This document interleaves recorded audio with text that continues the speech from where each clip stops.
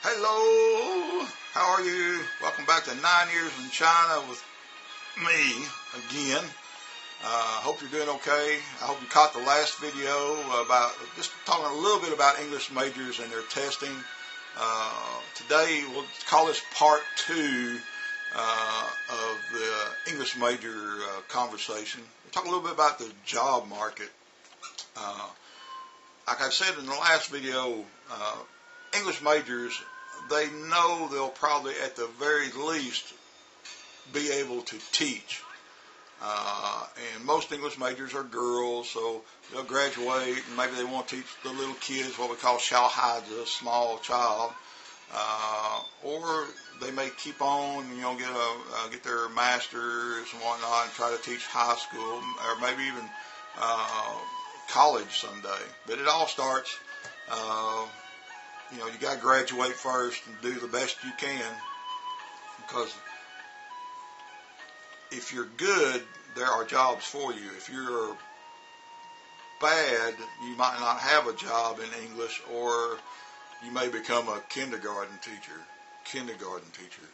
They are the worst, usually. We'll talk about that here in a second. Most of my students, during my first few years, when they graduated, they went and worked, a lot of them worked for an international company. I remember there were a lot of companies in Yiwu, China, and I had one girl that was selling fish nets all over the world, and English is how they sold fishing nets, and I had others that were selling clothes and furniture. I got one of my students I talk to all the time, her job is to sell furniture. And a lot of it's made with American hardwood, even though they're selling it out of China. So it's a small world, isn't it? But anyhow, if you are really, really good in English, I'm talking about if you were making over a 90, maybe up to 95 or whatever in my class, you are the top of the top. You're as good as it gets as a Chinese English speaker. And being able to communicate is really important. Really, really good listening on the test, and a good speaker is what makes those companies money. The people that own the company might not be able to speak a drop of English, but they know that the world is small and they need English-speaking people to talk to their customers all around the world. Again, English is the world's problem-solving language. You have to always remember that. It's in America, we don't think twice about it, but in other countries, anywhere, South America, Asia, it doesn't matter, English is a big, big deal. But if you're really, really, really good, you will never be a teacher. There's just simply too much money for the student if they're exceptional. They can go make a mint, and the other companies know it. They can go make a mint working for some international company. I remember when I was in Shangzhou, I taught only sophomores when I was in Shangzhou, Henan. And when I went back, I remember the next year, my following year, or as I was talking to some of my students, my really good students, they were being whisked away to a college in Beijing. So they did 2 years in Shangzhou as an English major. And all of a sudden, they had, this one school was an aeronautics school of some kind, but they were whisking away all the top English majors they could to take them to Beijing to just keep advancing their abilities. And they were never going to be teachers. And it's a shame, some of the best students I've ever had, this happened to them, and they would have been incredible teachers. But I understand that it's hard to turn down the money. So when we're dealing with teachers in China, the college and high school level teachers may already be second tier in my class. There might be one or two of my A students, but probably not. So already, to me, that's a disadvantage for them to be. They go in as a college teacher, a professor, and you're teaching English, you really are supposed to know, be really, really good. You're supposed to know a lot about English. So you hope for the best. Now, me as an oral English teacher, I wasn't always aware of all of them's listening ability. I can guess, by how well they talk to me. But I was there mainly to judge their speaking. But speaking is communication. So anyhow, the second tier, there was your college teachers and high school teachers probably. Middle school in China, for one thing, doesn't pay a lot of money. If you make 3,000 yen as a middle school teacher in China, you're in the running there. And if you're from a small city, your 3,000 yen is really good. If your hometown is in a small city, it's just like America. Teachers do not make a lot of money unless they're a specialist and they're fantastic at whatever they do. It's hard to make money.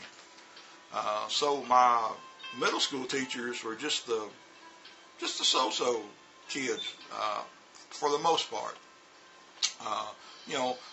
They're pretty good, and if they got a good personality, they'll be a good middle school teacher. I don't have a doubt about that. But again, you got to think of a level, okay? And these were mostly C and B students, and to teach kindergarten and preschool English, which they're big about teaching 3, 4, 5-year-olds English. Now, to me, they can barely speak Chinese, but the ability to learn is there because little faces have big ears, and they are also like a sponge. They gather up everything. So if you're in the right situation, you can teach those kids, those little ones, but it's not difficult. It's difficult, and especially if you're a foreign teacher trying to talk to them. To me, it's almost useless to have a foreign teacher teaching really, really, really young students. Wait till they understand a little bit so we can get some comprehension in there, not just mimicking. That's what happens in a lot of this stuff is mimic, morphong, what they call it in Chinese. You got to teach them. They got to know what they're saying. But so anyhow, if you are a low on the totem pole English major, they may stick you in as a kindergarten teacher, and you have usually the worst pronunciation, to start with. Imagine this scenario I'm about to tell you. You got, say, 10 kids in your class, and I've had to go watch this and grade these kids. That's how I know what's going on. And teacher draws on the board a pig, and she draws a picture of a pig, and she goes, "Pigga." Remember, "g" is a classifier in China, so they use these consonants really hard. L, n, g, d. So she goes, "Pigga." 10 little faces on the floor go, "Pigga." I'm going, oh my God. Draw a picture of a dog. Dogga. Little kids on the floor. Dogga. Dogga. Dogga. And the teacher is happy. She doesn't realize her English stinks. And I have had to tell those people they need to go back and work on their pronunciation before they ever teach a class. That's not easy. Something that they've studied 4 or 5 years for, and they still can barely perform. So in China, the difference between top tier, never teach teachers, going down the totem pole, the level of English can be really awful. But if you're lucky, like I said, if you're really lucky, you get a teacher that wants to teach, good personality, they can still deliver to some degree. But to get those foreign jobs, work in those companies, they got to be pretty darn good. They need to be really good. If they're going to be a translator or interpreter, they got to be really hot shots also. And it's just not as easy. It's their dream job, but it's just not as easy. So maybe, maybe the last video and this video kind of gives you a little outlook on what's expected and how things work if you're an English major in China. It's not so easy, but if you're really, really good, it can pay off. So I've always told my students, be the best you can be. Do the best you can do. Learn to speak that language. It will make you more money in the end. So anyhow, have a great, great day, and I hope I see you again soon, okay? 回头见, and see you later. Bye-bye. Don't forget to subscribe. Bye.